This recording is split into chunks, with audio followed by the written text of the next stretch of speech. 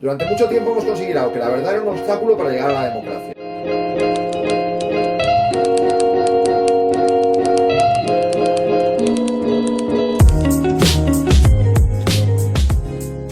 Vale, bueno, la primera pregunta parece un poco sencilla, pero ¿qué podemos considerar una fake news? Porque tiene como muchas designaciones, ¿no? O sea, más que designaciones, tiene muchas definiciones.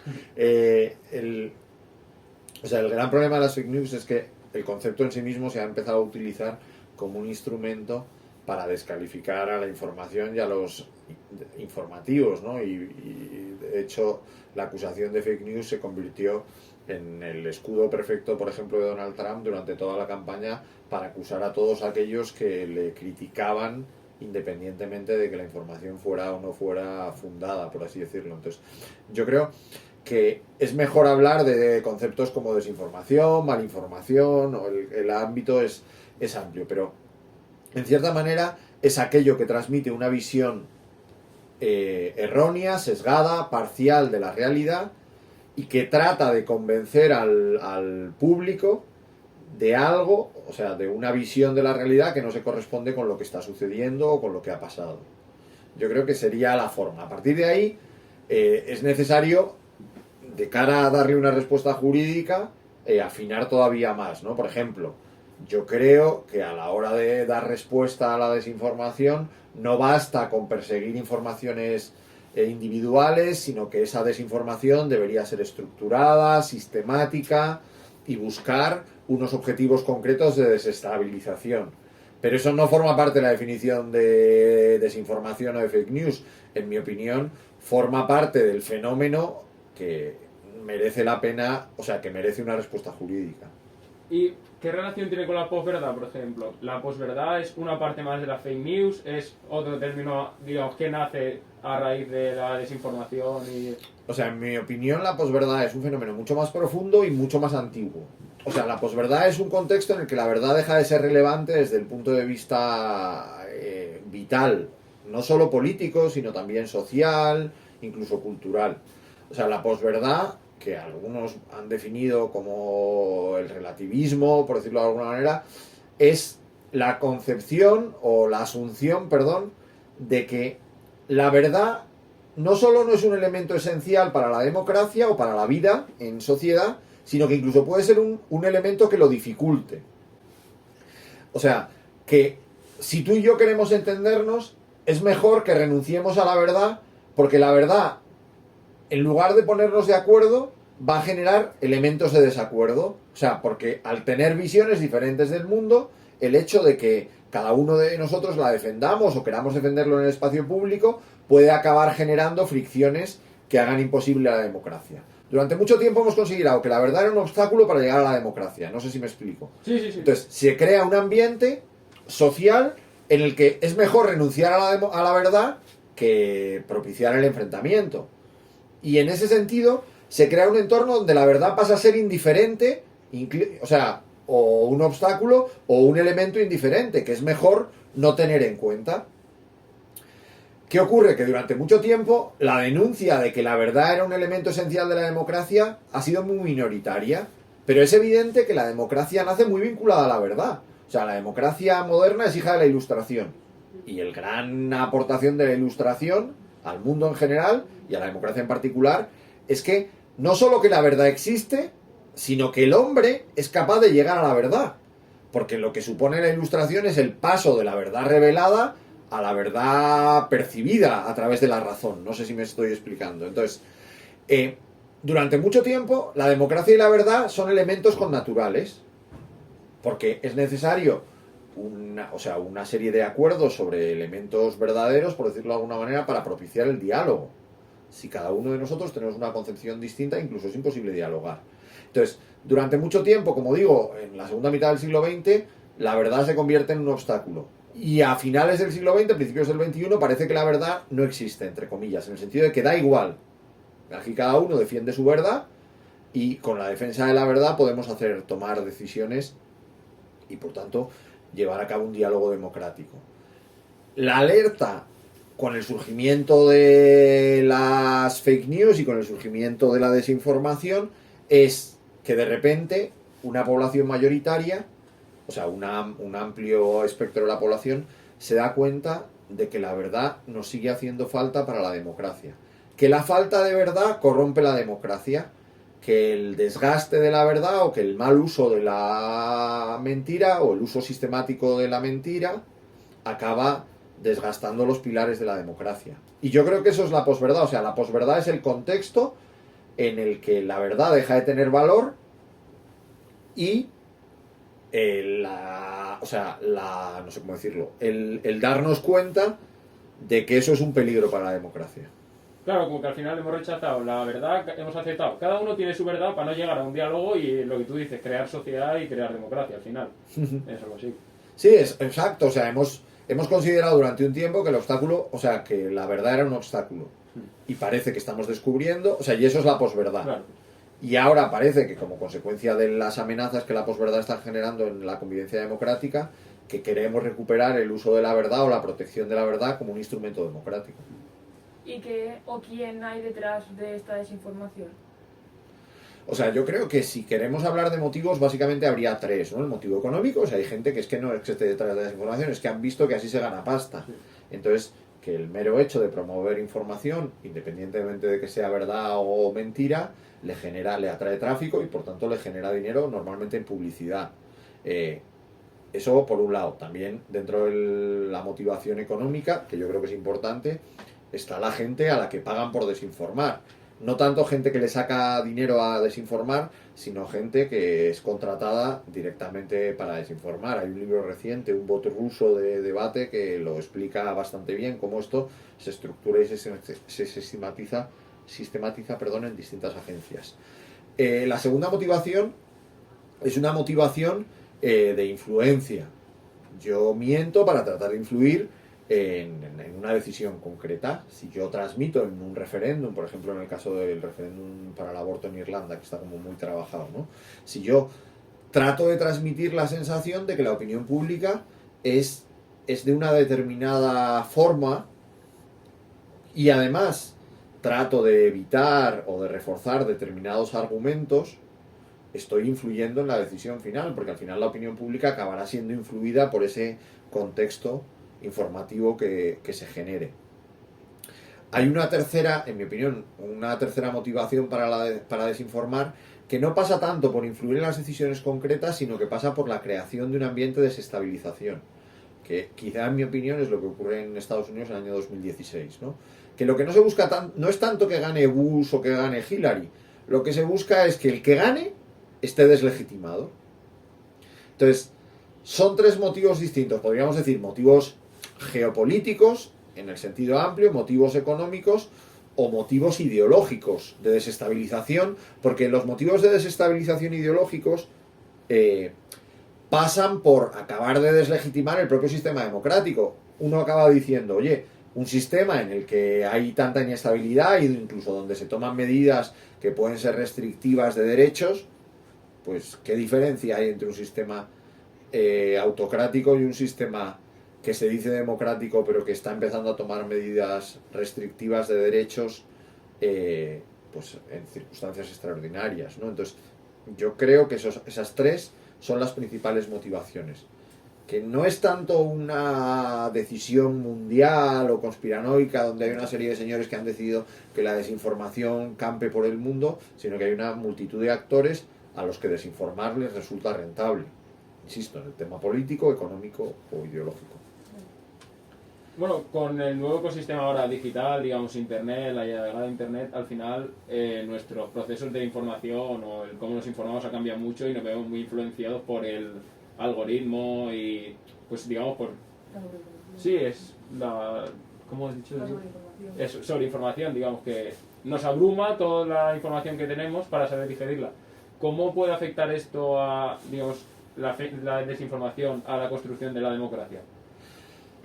A ver, son dos cosas distintas. O sea, yo creo que hay una que es que los ciclos informativos cambian de una forma radical. No solo en el exceso de información, que es verdad que quizás es lo que más consecuencias tiene, porque como consecuencia del exceso de información, el elemento de la elección tiene mucha más importancia, que somos nosotros los que elegimos qué información consumimos o no, y en ese proceso de elección cada vez esa elección es más asistida a través de elementos automatizados como los algoritmos, que acaban generando una serie de dinámicas de retroalimentación, de burbuja, de sesgo.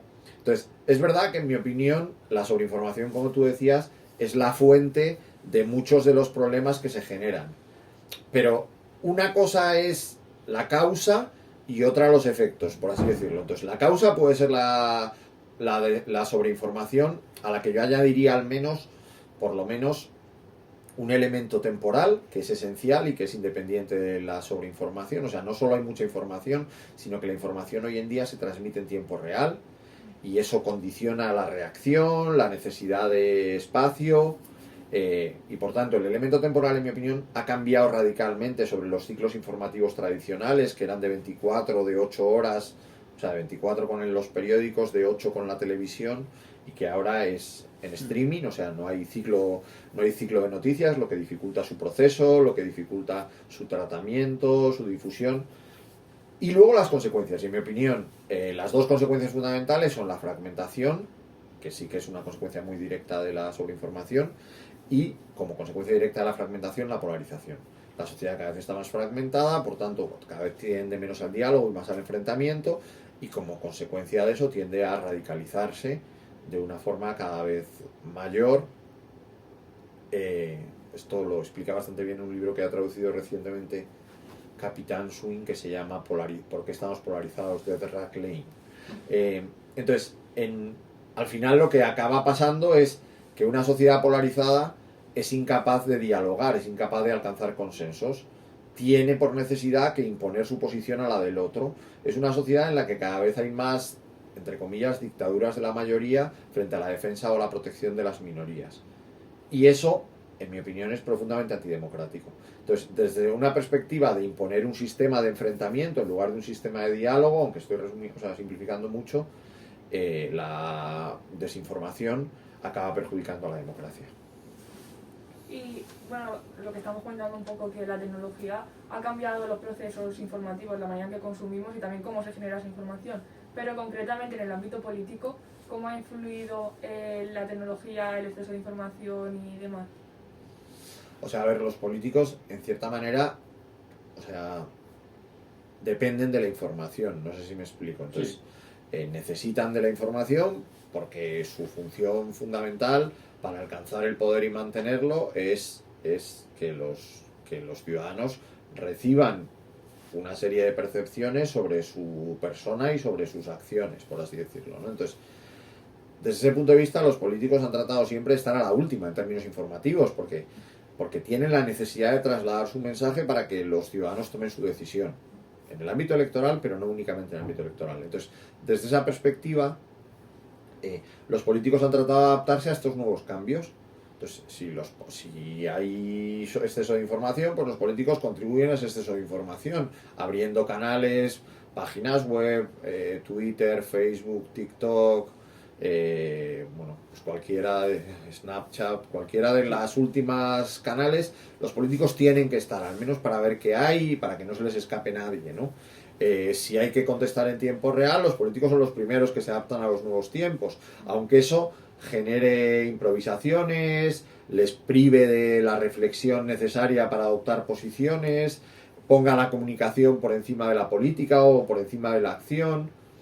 Pero los políticos necesitan la información y han considerado que es más importante adaptarse, entre comillas, a las nuevas reglas del juego que tratar de cumplir su función. No sé si me explico. Entonces, en ese sentido, creo que los políticos son víctimas de estos nuevos ciclos informativos. Y por dar un titular, o sea, por ¿cómo lo resumiría todo esto? Pues creo que hoy en día la comunicación política ha canibalizado a la política. O sea, como consecuencia de ese sobreexceso de información, la información se lo ha comido todo. Y al comérselo todo, la política, que era el arte de tomar decisiones y consensuarlas con el resto de la sociedad, se ha convertido en un puro arte de comunicar. Entonces la política ha sido canibalizada, por llamarlo de alguna manera, por la comunicación. Y la lógica de la política hoy en día es una lógica fundamentalmente comunicativa. O sea, primero pensamos qué decimos y luego ya, si es necesario, qué hacemos o qué pensamos. Pero primero está el decir y luego el pensar. Al final, bueno, Mira el tiempo ahí, por favor. sí, no, quedan 5 minutos. Vale, vale. Que un ejemplo de eso, por ejemplo, vi en Twitter hace poco, era la foto era del debate de hace 4 años, creo, que en donde estaban Pedro Sánchez, Pablo Casado, Pablo Iglesias y, bueno, no me acuerdo quién más. Albert Rivera. Y Albert Rivera, y solo queda ya Pedro Sánchez al final. Claro, o sea, evidentemente una política que es solo comunicación, pues va al ritmo de la comunicación, y la comunicación es mucho más voluble, tiene menos raíces, por tanto tiene menos arraigo incluso orgánico en los partidos. Entonces, pues los líderes son líderes temporales que surgen con muchísima fuerza. Recordemos pues que incluso los tres, podríamos decir, en algún momento han estado a las puertas de la Moncloa, quiero decir, iban los primeros en las encuestas, y sin embargo su apoyo se ha derrumbado de una manera fugaz. Bueno, hablábamos de lo que te he dicho, fragmentación, esferas, hablamos canibalización. Hay como un clima de sospecha general. La ciudadanía ahora se informa, pero duda, y si este me está diciendo, ¿cómo podemos luchar contra este clima de sospecha general? ¿O qué soluciones podemos aportar? Bueno, es que eso es la posverdad en el fondo, ¿no? O sea, que lo has definido tú mejor que yo. O sea, al final, ¿qué es la posverdad? Pues es ese clima de sospecha. Cuando la verdad pasa de ser irrelevante, llega un momento en el que todo el mundo piensa que lo que le dices no es verdad, y además es una sospecha generalizada que no afecta solo a las instituciones o a las empresas, sino que acaba afectando también a las ONGs, incluso a la relación personal, ¿no? Entonces yo ya, o sea, antes el default, por así decirlo, o sea, es que no sé cómo se dice, pero perdón por la horterada, pero es que sinceramente no sé cómo se dice. O sea, por defecto, Sí. Era la confianza, o sea, la reacción por defecto era la confianza. Ahora la reacción por defecto es la desconfianza. Bueno, será mentira, y a lo mejor a veces pues hay suerte y es verdad, no sé cómo decirlo. Entonces, Sí. ese clima de desconfianza es el clima natural de la posverdad. ¿Cómo se puede luchar contra eso? Pues yo creo que hay millones de caminos, pero, o sea, en primer lugar, en cuanto que es un fenómeno híbrido, la respuesta tiene que ser híbrida. ¿Qué quiere decir que la respuesta tiene que ser híbrida? Que tiene que ser una respuesta educativa, cultural, también jurídica, que incluye, porque juega un papel esencial, o en mi opinión sigue jugando un papel esencial, los medios de comunicación, que incluye las estructuras educativas, que incluye la propia autoeducación personal, en esto que se llama alfabetización digital, y que tiene mucho más que ver con saber o entender la lógica digital que el funcionamiento de los aparatos, por decirlo de alguna manera. Entonces, es una respuesta global que incluye a todos los actores, que tiene una gran base cultural, o sea, una gran base educativa, pero que afecta también a lo jurídico, a lo político y a lo mediático. Bueno, estuvimos viendo que participaste en un seminario, una ponencia de desinformación en el Congreso de los Diputados, y hacías un paralelismo de Mark Zuckerberg, no sé si lo he dicho bien, Sí. que comparaba la desinformación con la guerra. ¿Cómo de cierto es? O sea, a ver, entendemos que es en un sentido metafórico, ¿vale? Pero ¿cómo de cierto puede ser comparar la guerra con la desinformación? A ver, o sea, yo creo que en términos generales podemos hablar de que existe, o sea, de que la materia prima, por decirlo de alguna manera, la lógica del poder ha cambiado, ¿no? O sea, y la lógica del poder durante mucho tiempo estuvo en lo militar, en lo económico, en lo material. De alguna manera, y esto parece ridículo decirlo con la guerra de Ucrania, con la invasión de Ucrania, pero ahora voy a tratar de explicarlo, el poder se ha desmaterializado. O sea, hay una parte del poder que tiene más que ver con la reputación, con el prestigio, con la capacidad de influencia sobre las acciones de los demás, sin necesidad de utilizar medidas coactivas o medidas materialmente coactivas o coercitivas. No sé si esto se entiende o no se entiende. Entonces, desde esa perspectiva, cuando hablamos de guerras de información, hablamos de esa sustitución de la materia prima física por una materia prima que es la desinformación, que es la información, perdón. O sea, hoy en día la información es un elemento esencial en términos económicos y también en términos de poder. Desde ese punto de vista, si la guerra es el ejercicio del poder, es la conquista del poder, el elemento territorial sigue siendo un elemento importante, pero el elemento reputacional, el elemento informativo resulta esencial. Entonces, podemos decir que la desinformación es una nueva forma de guerra, en el sentido de que es unos mecanismos que tratan de conquistar el poder, que tratan de imponer la voluntad de unos frente a otros a través de luchas de información en las que pues los medios se convierten en las nuevas armas, por decirlo de alguna manera, la información es la nueva munición. O sea, Zuckerberg jugaba con el paralelismo de una forma, alargaba el paralelismo, ¿no? Entonces, desde esa perspectiva, desde la perspectiva de que la información te permite conquistar el poder y proteger ese poder que has conquistado, podemos decir que la desinformación es un arma de guerra. ¿Y por qué digo esto en medio de la invasión de Ucrania? Porque lo estamos viendo. O sea, la guerra de Ucrania militarmente, de alguna manera, durante al menos 3 o 4 semanas, la ha ganado Rusia. O sea, ha ido conquistando territorios ucranianos. Pero la realidad es que la propia resistencia de Ucrania y sobre todo el posicionamiento de Ucrania como un Estado que defiende la libertad frente a la invasión externa y sobre todo con un papel de liderazgo claro en términos comunicativos de su presidente Zelensky, ha hecho que independientemente del resultado final de la guerra, por decirlo de alguna manera, Ucrania ya haya ganado moralmente esta batalla, y moralmente no es una forma de hablar, es mucho más. O sea, ha conseguido un reconocimiento internacional, ha conseguido unos tratamientos o unos apoyos o unas alianzas internacionales que se van a mantener en el tiempo, mientras que en el caso de Rusia, independientemente de que acabe ganando o no la batalla militar, habrá perdido la guerra.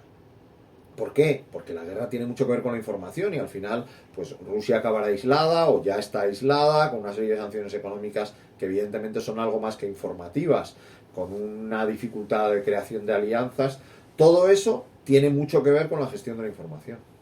Al final, bueno, es que lo que te estaba contando, el vídeo de Zelensky, que estoy aquí, voy a salir a apoyar al pueblo ucraniano, al final eso es lo que consigue que mucha gente apoye, digamos, a Ucrania o consiga ese relato. Claro, pero no solo eso, es que Zelensky ha hablado en todos los parlamentos, o al menos en casi todos los parlamentos del mundo, mañana en el español, pero es que ha intervenido en el Parlamento australiano, en el Parlamento israelí, en el Parlamento italiano, en el Parlamento europeo, en el Parlamento norteamericano, en el británico. O sea, ha tenido una presencia permanente en la que ha trasladado su mensaje de manera directa a las personas que toman las decisiones que afectan a la guerra, o sea, de apoyar, de sancionar.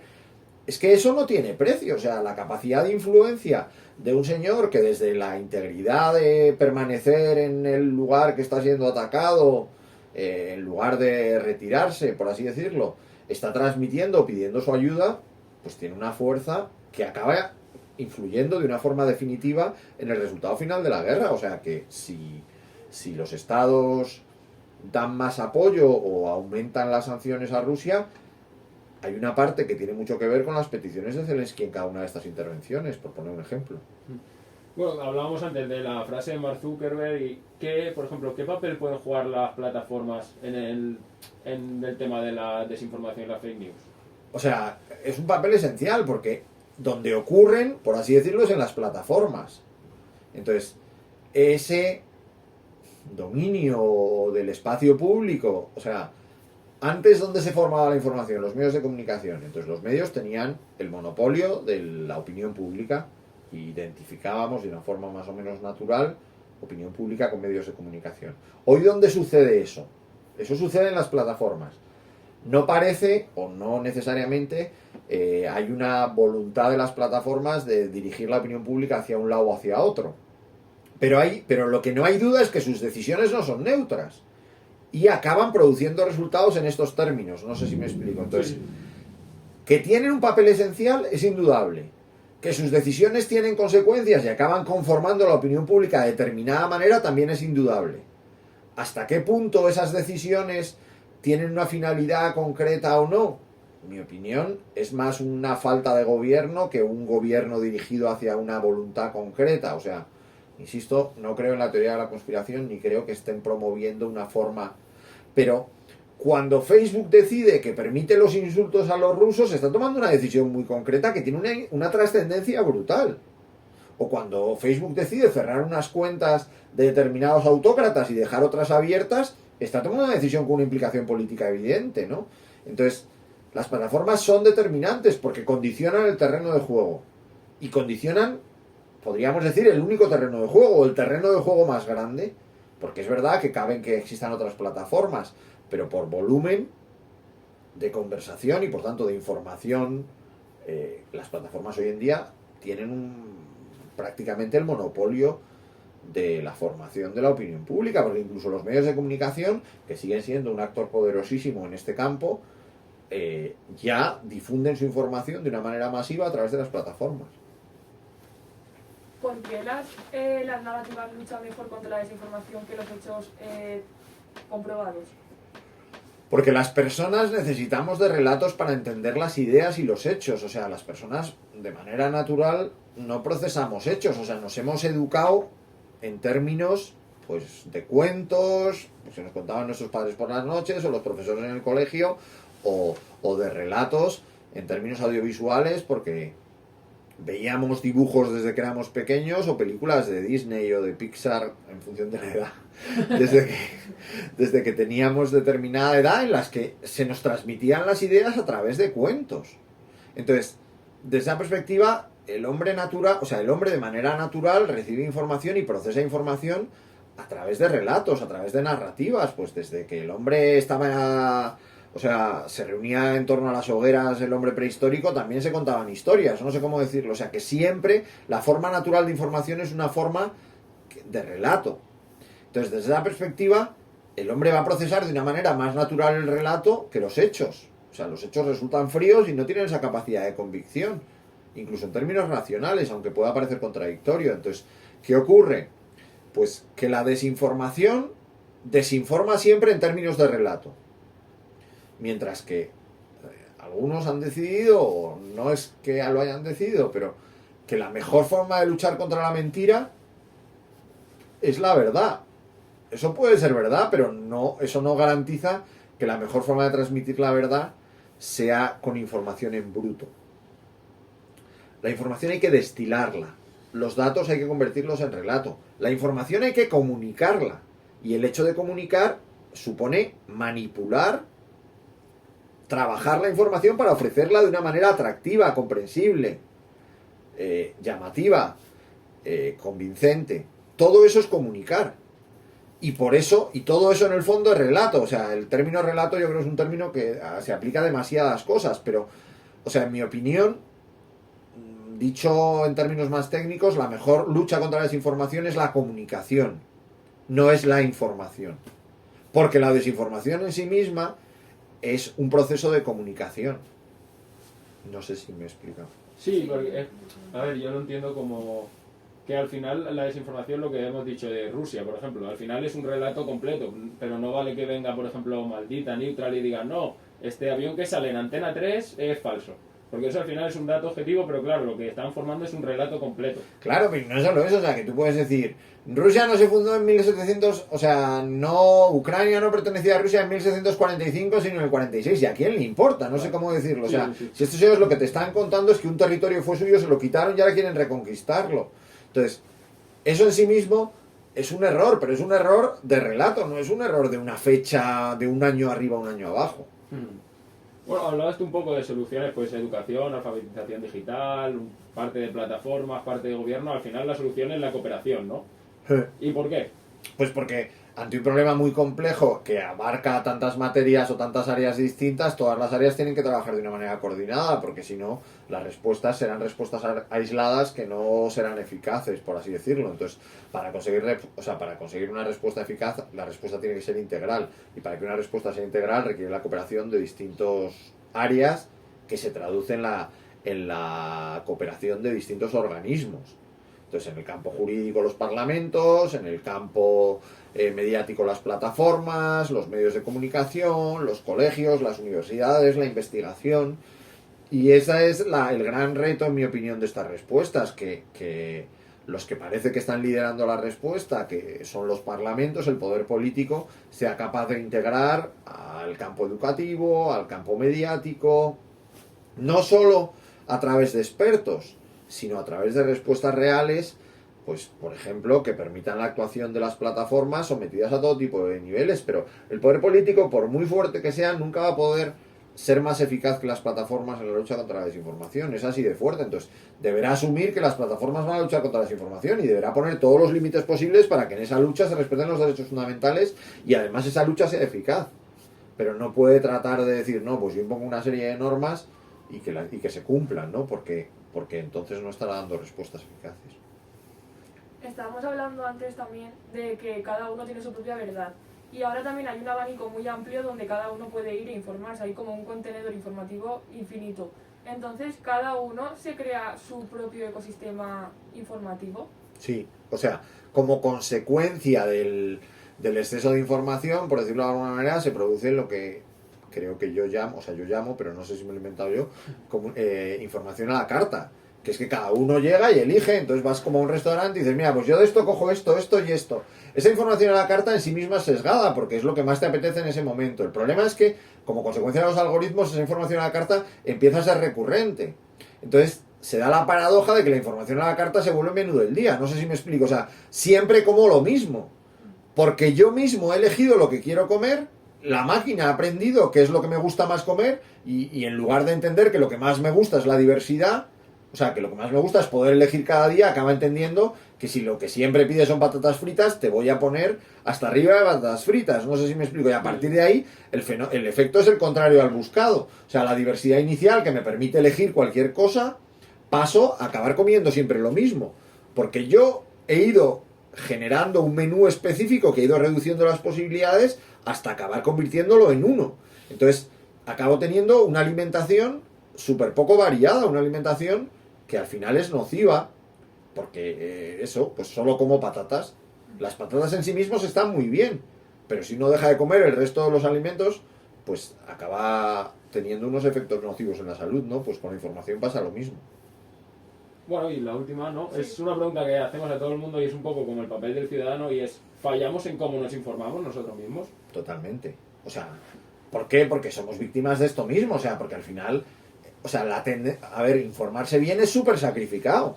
Entonces, como seguimos entendiendo la información como ocio, o sea, nosotros no queremos informarnos, queremos divertirnos y estar informados, no sé si me explico. Sí. Entonces, pues nos dejamos llevar por las fórmulas más atractivas, donde estamos más a gusto, donde nos hacen pensar menos, donde nos cuestionan menos nuestras ideas, y al final lo natural, entre comillas, es que nos alimentemos mal. O sea, que es mucho más cómodo comer fast food que comer, porque hay que cocinarlo, hay que prepararlo, hay que buscar los ingredientes.